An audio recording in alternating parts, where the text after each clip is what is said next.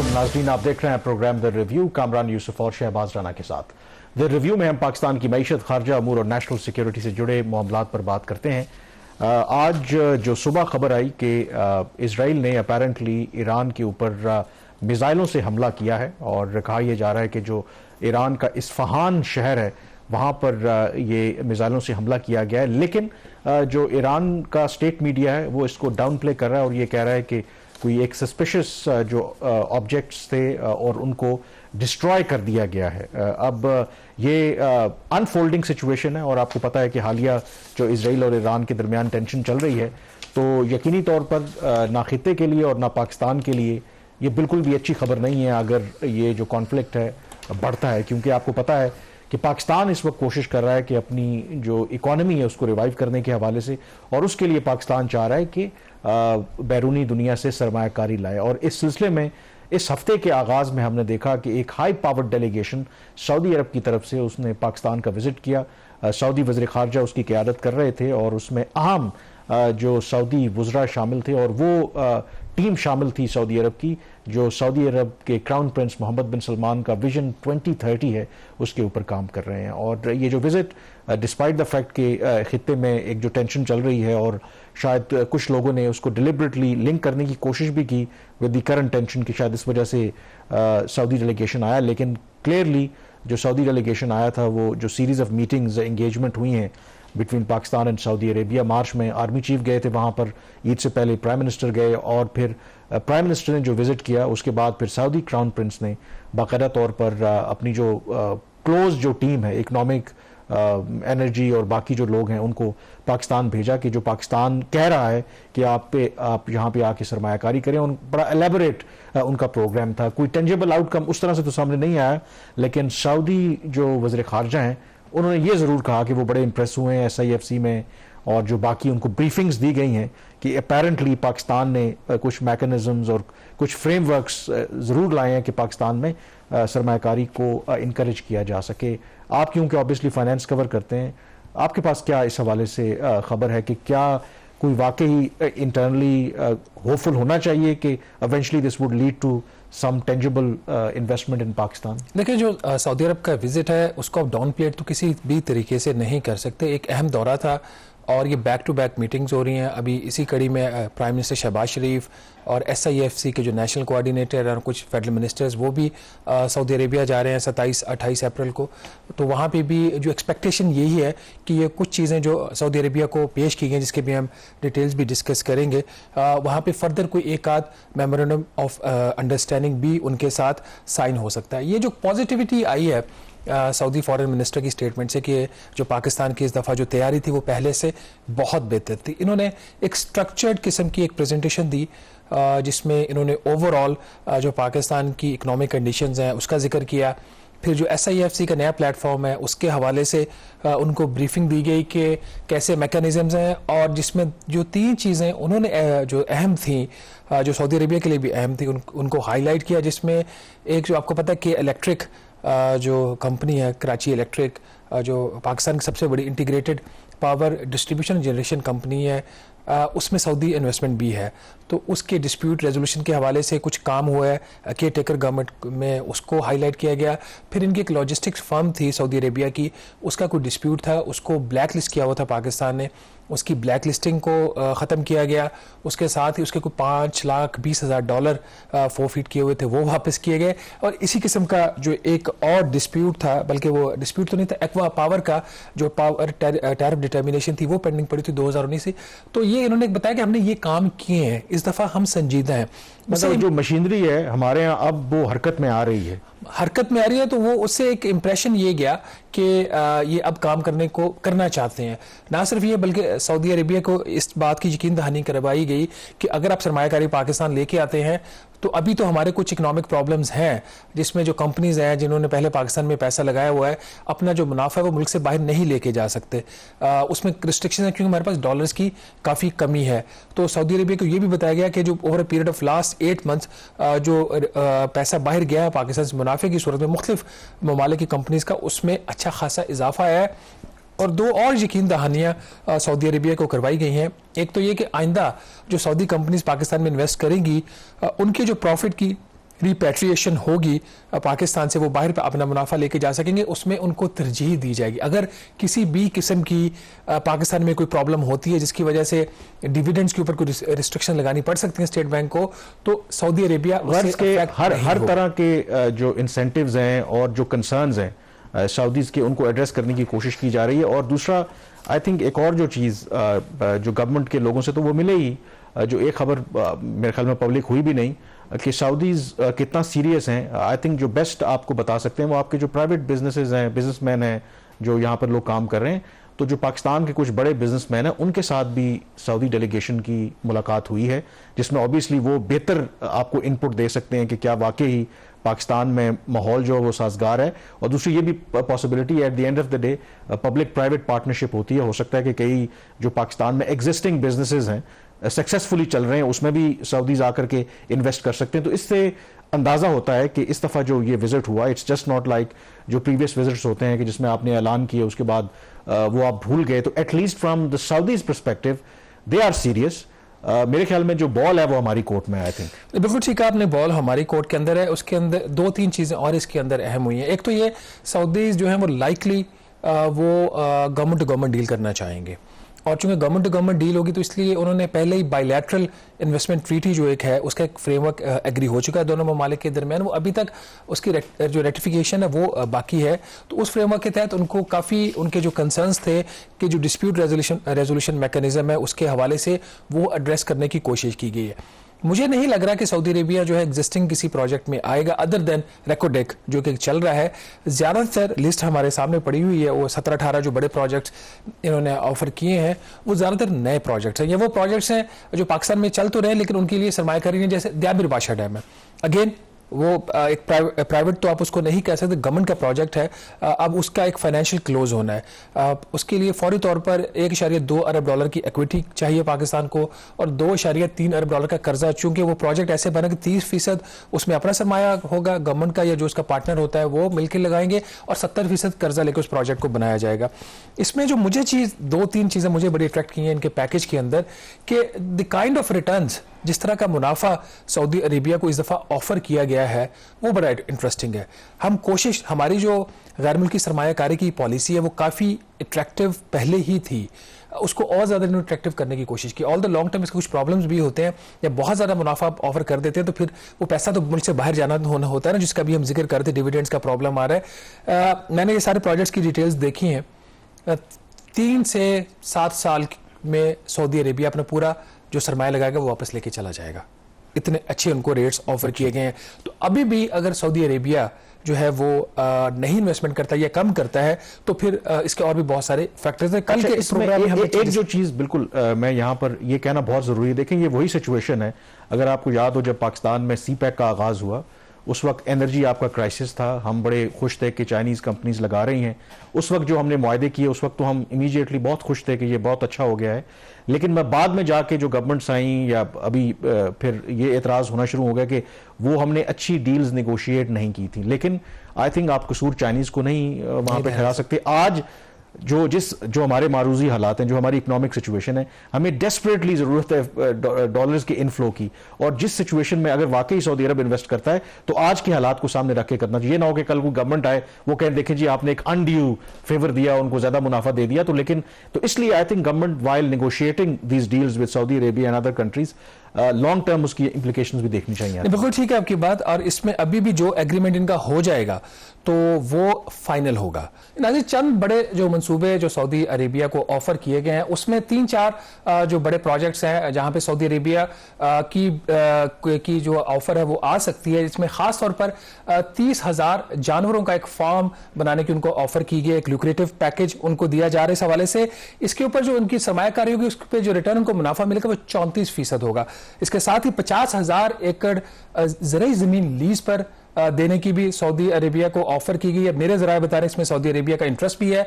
इसमें अगर Saudi Arabia सरमायाकारी करता है तो 6 साल में अपना वो सरमाया वापस लेके जा सकता है। उसमें जो मुनाफा है तकरीबन 22% का है। इसी तरह से एक सेमीकंडक्टर चिप मैन्युफैक्चरिंग की फैक्ट्री के हवाले से भी उनको ऑफर की गई है। Rate of return again very attractive है। इसमें रेकोडेक के हवाले से जो इनको कहा गया है, रेकोडेक आपको पता है काफी अरसे से ये चल रहा है।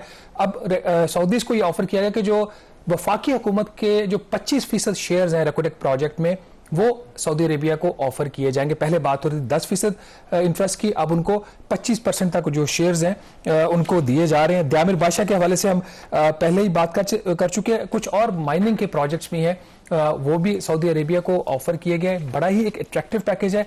क्या सऊदी अरेबिया इसमें से कुछ प्रोजेक्ट वो पिक करेगा जहां से $5 अरब की सरमायाकारी कम से कम पाकिस्तान में आ सके? क्या ये मुमकिन है भी या नहीं? बात करेंगे एक छोटी सी ब्रेक के बाद, जब हम ज्वाइन करेंगे बिलाल अजरकियानी, यंग पार्लियामेंटेरियन है, नून लीग को रिप्रेजेंट करते हैं। He will join us, stay with us.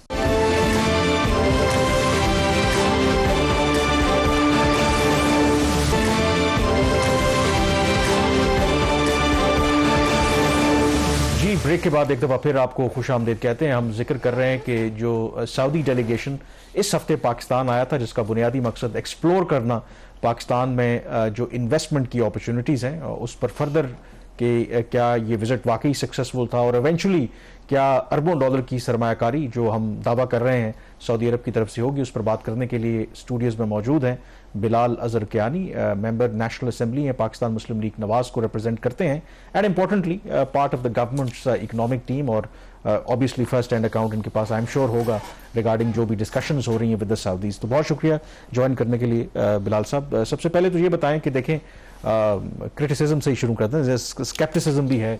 I could very well remember कि फरवरी 2019 में सऊदी क्राउन प्रिंस मोहम्मद बिन सलमान पाकिस्तान के दौरे पर आए थे और उस वक्त भी 20-21 बिलियन डॉलर की सरमायाकारी का ऐलान किया गया था।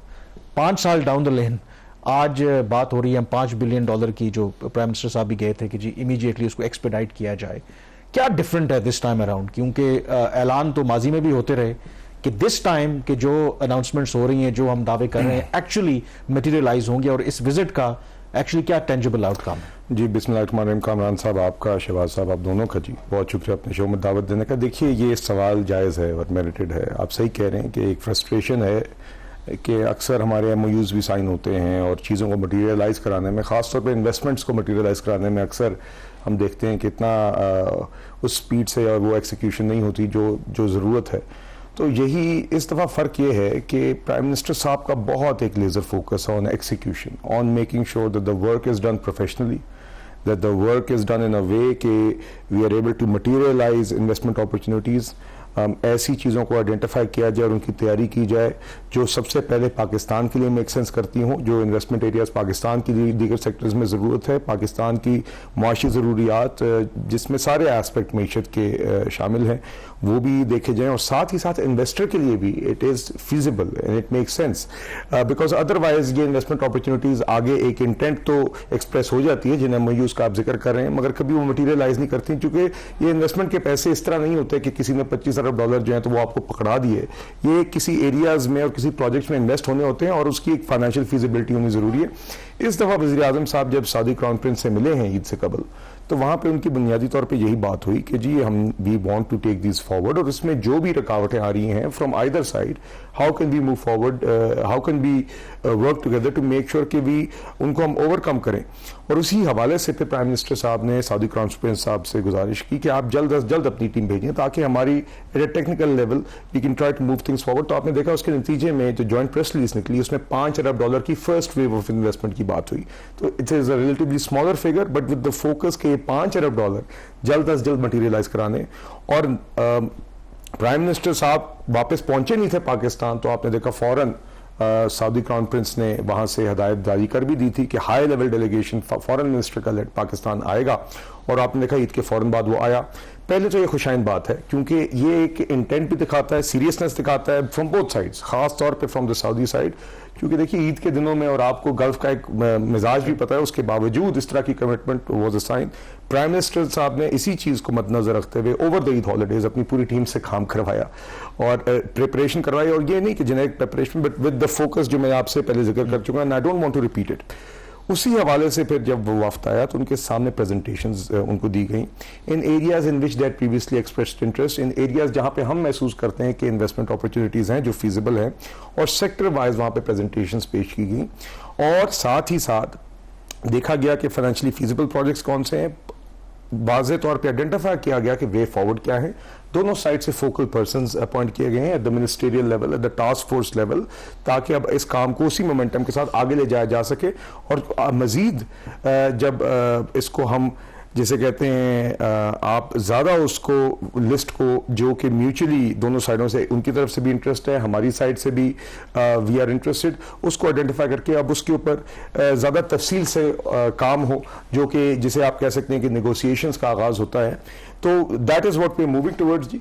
And the differences to in short to answer your question once again, जो आपने आगाज़ में किया था, कि इस दफ़ा बहुत एक प्रोफेशनल तरीके से काम हुआ है और बड़ी तैयारी के साथ हुआ है। एंड सऊदी साइड ने भी इस दफ़ा इस ट्रिप में इस प्रिपरेशन को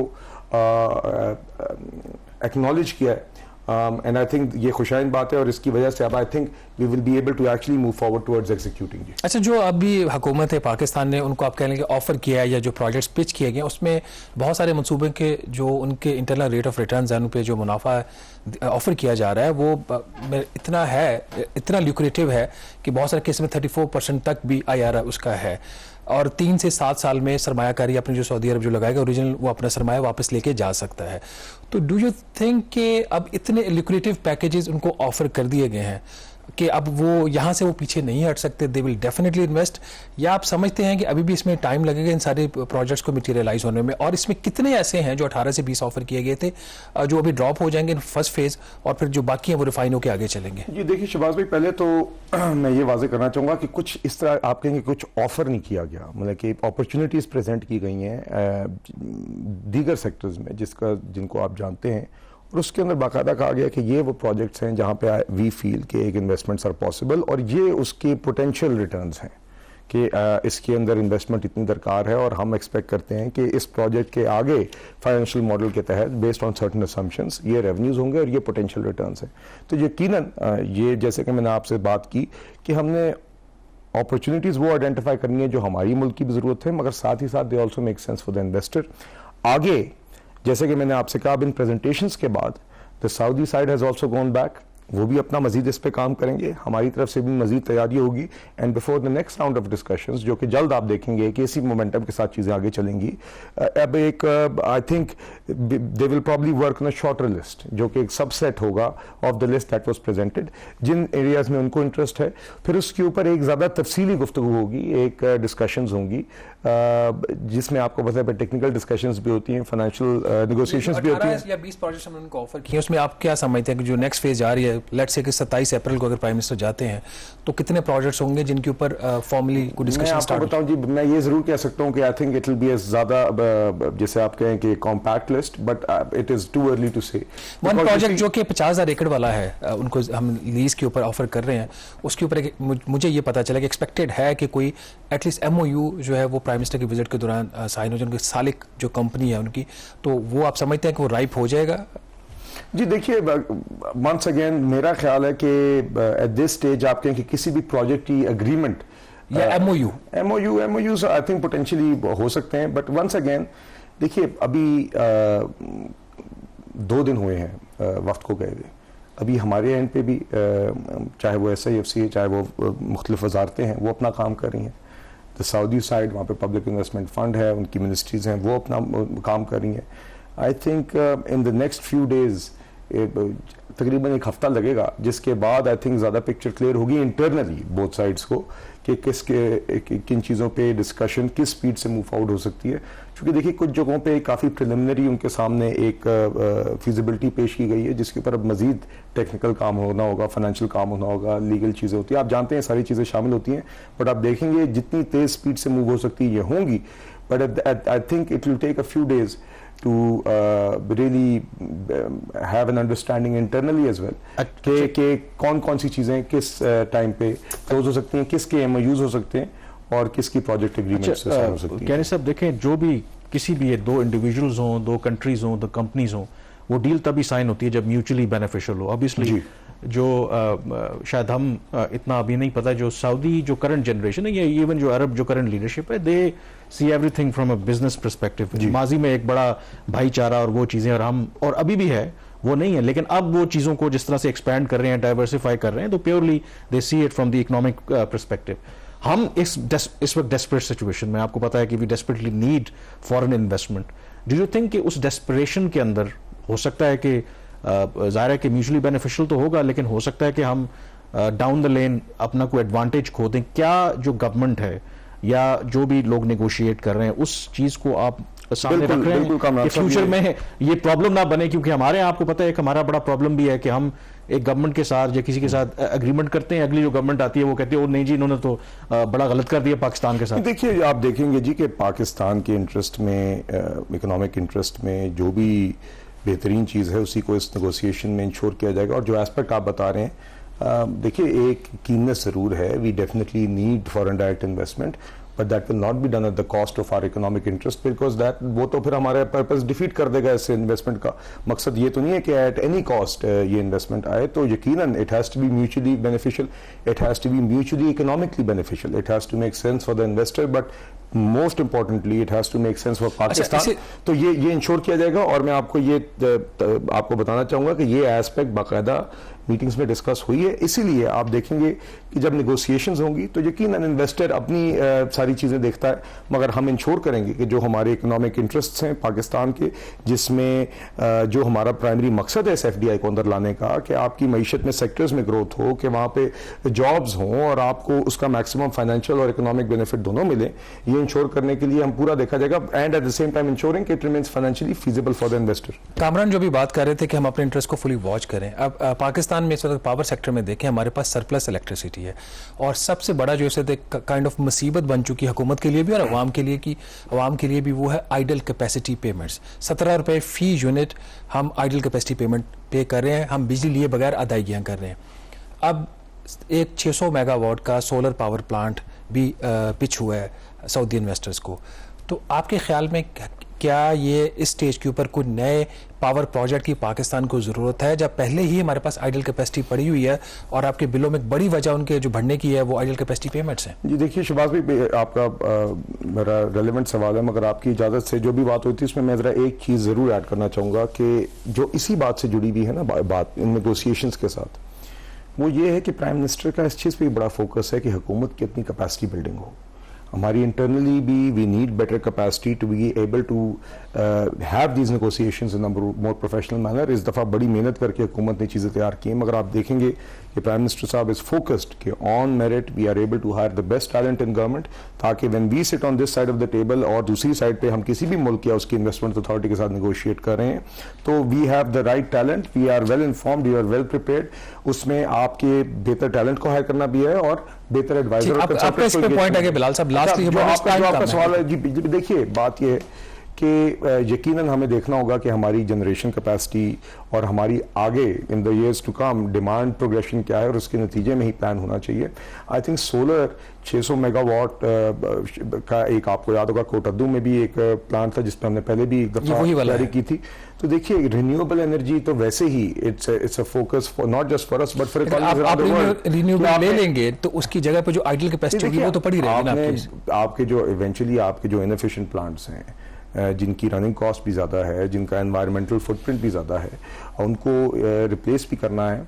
और आपको मैं ये भी ज़रूर बताना चाहूँगा कि फॉर एग्जांपल ये जो 600 मेगावाट का प्लांट था, इसका प्राइमरी मकसद ये नहीं था कि उसने कैपेसिटी ऐड करनी थी, उसने in day time fuel replacement करनी है क्योंकि ये साइट वो है जहां पे एक एग्जिस्टिंग आपका इनएफिशिएंट प्लांट है, ताकि दिन के टाइम कम अज कम उस इनएफिशिएंट बिजली को ये रिप्लेस करे। This will not be an addition in the system, this will be a replacement with a better environmentally better and cheaper. Sorry to interrupt you, वक्त हमारे पास कम है, कुछ और इश्यूज पे भी डिस्कशन करनी है। बहुत शुक्रिया। I think it's an ongoing issue, तो इस पर फ्यूचर में भी डिस्कशन करते रहेंगे। यहाँ पे ब्रेक लेंगे और ब्रेक के बाद जिक्र करेंगे ईरान और इजराइल के दरमियान जो कशीदगी बढ़ रही है। ब्रेक के बाद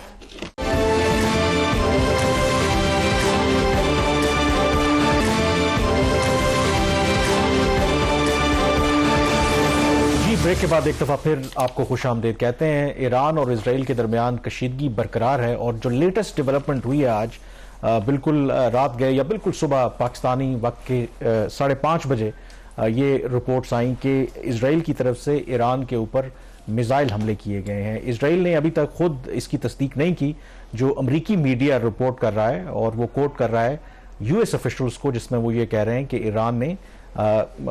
इजराइल ने ईरान के ऊपर मिसाइल हमला किया है। लेकिन दूसरी तरफ जो खबरें आ रही हैं उसमें जो ईरान का स्टेट मीडिया है वो ये कह रहा है कि तमाम जो वहाँ पर इस्फहान का जो शहर है, उनके जो मिलिट्री बेसिस हैं, ये जो न्यूक्लियर साइट्स हैं, वो बिल्कुल महफूज हैं। और जो धमाकों की आवाज़ सुनी गई थी बकौल इरानियन मीडिया के, वो जो एयर डिफेंस सिस्टम एक्टिवेट किया था ईरान ने, ये उसकी आवाज़ें थी। तो इन अदर वर्ड्स जो ईरान है वो उसको डाउन प्ले करने की कोशिश कर रहा है। और कुछ खबरें जो आ रही थी कि ड्रोन्स थे ये शायद जो इजराइल ने भेजे थे 3 अदद, और उनको उन्होंने डिस्ट्रॉय कर दिया है। और जहाँ तक न्यूक्लियर साइट्स की बात है, कम से कम जो ईरान का नुक्ता नज़र है, ये जो दावा है उसको इंडोर्स जो इंटरनेशनल एटॉमिक एनर्जी एजेंसी है वो भी कर रही है कि ईरान की जितनी जो न्यूक्लियर साइट्स हैं दे आर सेफ। अब जो सबसे इंपॉर्टेंट इसके अंदर पहलू ये है कि क्या ये इजराइल की तरफ से जवाब है, जो पहले तो ऑफ कोर्स इजराइल ने ये सिलसिला शुरू किया था डमस्कस पर, जो उन्होंने ईरानी कॉन्सुलेट के ऊपर हमला किया था, उसके जवाब में फिर ईरान ने 330 मिसाइल ड्रोन्स से हमला किया था। अगर तो ये उनका जवाब है और वो इसको एक्नॉलेज भी नहीं कर रहे, तो कहा यह जा रहा है कि अपेरेंटली ये जो फेज है टेंशंस का, यहाँ पर शायद ये क्लोज हो गया है, क्योंकि एक लिमिटेड कार्रवाई उन्होंने की है। It may be part of the understanding between Israel और जो उनके मगरबी इत्तेहादी हैं, क्योंकि वो नहीं चाहते थे कि इजराइल इस तरह की कार्रवाई करे कि ईरान मजबूर हो कि वो फिर रिटेलिएट करे और फिर मामलात हाथ से निकल जाए। कामर्स में 2-3 चीज़ें बड़ी इंपॉर्टेंट है। एक तो ये कि पहले जो इसराइल जो था इरानियन इंटरेस्ट को आउटसाइड ईरान जो है वो डायरेक्टली और इनडायरेक्टली टारगेट कर रहा था। तो ये पहली दफ़ा हुआ कि ईरान ने उसको एस्केलेट किया और उसका जवाब दिया, और ईरान की तरफ से पहली दफ़ा इसराइल के ऊपर एक हमला हुआ, कामयाब हुआ, नाकाम हुआ, कंट्रोल था, वट एवर। अब उसके रिस्पांस में ये भी एक डायरेक्ट अटैक ऑन ईरान है। तो इसमें यहाँ पे जिस तरह पाकिस्तान और इंडिया का भी केस था, तो वो जो आपने जो थ्रेशोल्ड था वो क्रॉस कर दिया। Red line might not have been cross, but जो थ्रेशोल्ड था वो क्रॉस हुआ है। दोनों केसेस में ईरान ने भी इसराइल के ऊपर डायरेक्ट अटैक किया, और जो आज वाला है अटैक, अगर वो बात ठीक है, जो कि लग रहा है कि ठीक है, तो फिर जो इसराइल की तरफ से भी for the first time Iran के ऊपर इस तरीके लेकिन इसमें एक कैच है, ये बिल्कुल आई थिंक जो इसराइल की पॉलिसी रही है वो गुज़श्ता 30 सालों में खामोशी के साथ उन्होंने ईरान के अंदर, ईरान के बाहर भी अटैक्स वो करते रहे हैं। कई जो ईरानी हाई प्रोफाइल साइंटिस्ट थे उनको मुसाद ने मारा है। फिर जो ईरान की जो प्रो इरानियन ग्रुप्स हैं विद इन मिडल ईस्ट, उनको भी उन्होंने निशाना बनाया। लेकिन जो 1 अप्रैल को डमस्कस में इरानियन काउंसलेट के ऊपर उन्होंने हमला किया, आमतौर पर इंटरनेशनल रिलेशंस में आपको समझा जाता है जो आपकी एम्बेसी है वो आपकी टेरिटरी समझी जाती है, तो उसको ईरान ने बराह रास्त अपने ऊपर हमला तस्वुर किया। और जो इजराइल इतने अरसे से एक पॉलिसी के तहत चल रहा था कि वो ईरान के इंटरेस्ट को नुकसान पहुंचाते थे and they can get away with that, वो इस दफ़ा ईरान ने जो एक नई रूल्स ऑफ एंगेजमेंट है सेट कर दी है कि अगर आप हमारे इंटरेस्ट को नुकसान पहुंचाएंगे तो हम अपनी सरजमीन से बराह रास्त आपके ऊपर भी हमला करेंगे। लगता है कि आपने जैसे बोला कि अब चीजें डी एस्केलेट हो रही हैं ईरान लेकिन ने इसमें जो इंपॉर्टेंट चीज है ना कि जो अब हम बात करें कि इजराइल ने भी किया है बराह रास्त, लेकिन जो उन्होंने हमला किया है लग ये रहा है कि एक लिमिटेड कार्रवाई की है, जो शायद क्योंकि देखें इजराइल के पास जो फायर पावर है, जो उनकी डिफेंस टेक्नोलॉजी, अमेरिका, बाकी दुनिया, मगरब उनको सपोर्ट करते हैं। खदशा ये था कि अगर इजराइल कोई हमला करेगा तो वो बड़ा मैसिव होगा, और ईरान के पास उस तरह का एयर डिफेंस सिस्टम भी नहीं है, अमेरिका, बरतानिया, फ्रांस की सपोर्ट भी हासिल नहीं है। लेकिन अपेरेंटली इजराइल ने ऐसा नहीं किया। अगर कोई हमला किया भी है तो बाय एंड लार्ज उसे ये कहा जा रहा है कि एक सिंबॉलिक अपनी ऑडियंस को तसल्ली देने के हवाले से है। तो अगर आप इन अदर वर्ड्स कहें, एक तो अमेरिका का दबाव यहां पे काम किया, दूसरा शायद इजराइल को जेन्युइनली ये खतरा था क्योंकि ईरान ने ये धमकी दी थी कि अगर आप हमारे खिलाफ कोई फर्दर कार्रवाई करेंगे तो हमारा जो जवाब है वो मैसिव आएगा। तो इजराइल को भी ये पता था कि अगर कोई कार्रवाई हम करेंगे तो ईरान ने पहले करके दिखाया है, तो हो सकता है ये मैसिव अगली दफा हमला करें। और इंपॉर्टेंटली जो इसके हवाले से जो पोल्स भी करवाए गए थे इजराइल में कि क्या इजराइल को जवाब देना चाहिए ईरान ने जो मिसाइल हमले किए, तो इंटरेस्टिंगली 74% जो इजरायलीज हैं उन्होंने कहा कि नहीं जवाब देना चाहिए। इसका मतलब है कि उनको भी ये जो इजराइल की आवाम है मेजॉरिटी, उनको ये कंसर्न है कि अगर इजराइल कोई कार्रवाई करता है फर्दर बराह रास्त ईरान के खिलाफ तो ईरान फिर जवाब देगा, जिससे फर्दर डीस्टेबलाइजेशन होगी। तो अब देखना यह है कि क्या ये जो करंट फेज था टेंशंस का दोनों मुल्कों के दरमियान ये यहीं रुक गया, लार्जर इशू तो चलता रहेगा, या फिर अभी ईरान फर्दर जवाब दे सकता है। You never know. हम इसको फॉलो करते रहेंगे। यहाँ पे ब्रेक लेंगे, ब्रेक के बाद एक और इशू के ऊपर बात करेंगे, और वो बात करेंगे पाक भारत तिजारत के हवाले से।